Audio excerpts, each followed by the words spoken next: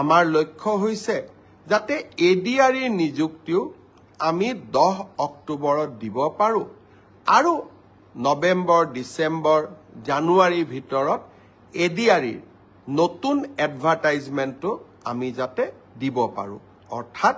নমস্কাৰ বন্ধুসকল স্বাগতম জনাইছো এটা ইনফৰ্মেটিভ ভিডিঅলৈ যত আপুনি এডিআৰই 3.0 মানে আসাম ডাইৰেক্ট ৰিক্ৰুটমেন্ট এক্সামিনেশন 3.0 যেটো নতুন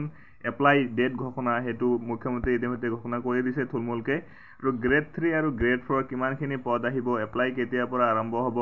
সিলেবাস আগৰখিনি থাকিব নে খলনি হ'ব কিবা গটেখিনি ভিডিঅ মাধ্যমে জনাই দিম ভিডিঅটো হেকলৈকে চাই থাকিব আপোনালোকে হয়তো জানাই যে সিএম সাৰে অলৰেডি জনাই দিছে যে এডিআৰই 3.0 যেটো আছে 3.0 টো অতি সোনকালে আহি যাব আৰু কেতিয়ালৈকে আহিব তেও ফেসবুক লাইভ যোগে জনাই দিছে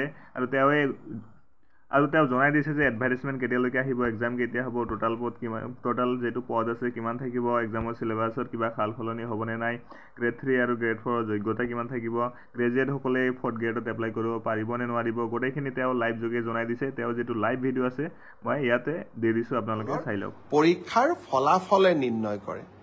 কোনোবাই যদি ভাবে যে কাট অফ বেছি হৈছে তাৰ মানে ইয়াকে বুজাব পাৰি যে হসাকয়ে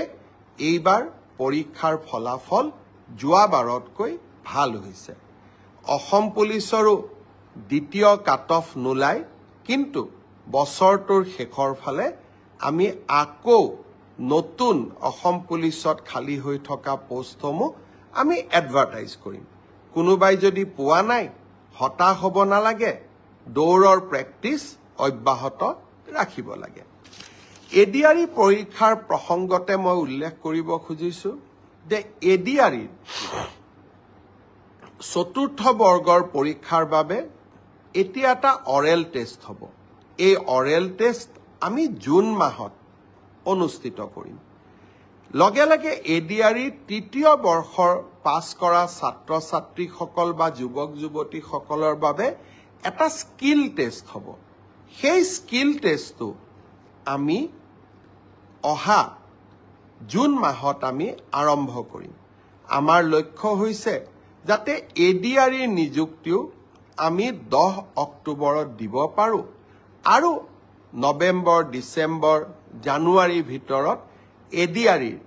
নতুন এডভাৰটাইজমেন্টটো আমি যাতে দিব পাৰো অৰ্থাৎ আমি আমাৰ যুৱক যুৱতীসকলৰ মাজত আহাৰ বন্তি গছি আমি জ্বলাই ৰাখিব খুজিছো আপোনালোকে হয়তো চাইছে যে সিএম সাৰে কেৱল মাত্ৰ এডভাৰটাইজমেন্ট ডেটটোহে থুলমুলকে কৈ দিছে কিন্তু এক্সাম কেতিয়া হ'ব টোটাল পদ কিমান থাকিব সিলেবাসত কিবা খাল খলনি হেবৰ কথা একো কোৱা নাই গ্ৰেড 3 গ্ৰেড 4 যোগ্যতা মানে আগৰটোৱে থাকিব নে কিবা খাল খলনি হ'ব গ্ৰেজুৱেট প্ৰাৰ্থীসকলে গ্ৰেড 4ত এপ্লাই কৰিব পাৰিব নোৱাৰিব এই বিষয়ে একো কোৱা নাই এই বিষয়ে যদি আপোনালোকে পৃথককৈ এটা বেলেগ ভিডিঅ' খোজে তেনেহলে কমেন্টত জনাই দিব মই নিশ্চয় নেক্সট পাৰ্ট এই ভিডিঅ'টো উলাই দিম আৰু আপোনালোকে যদি নতুনকৈ আহিছে চেনেলটো সাবস্ক্ৰাইব কৰি ৰাখিব ভিডিঅ' চোৱাৰ বাবে ধন্যবাদ জয় অসম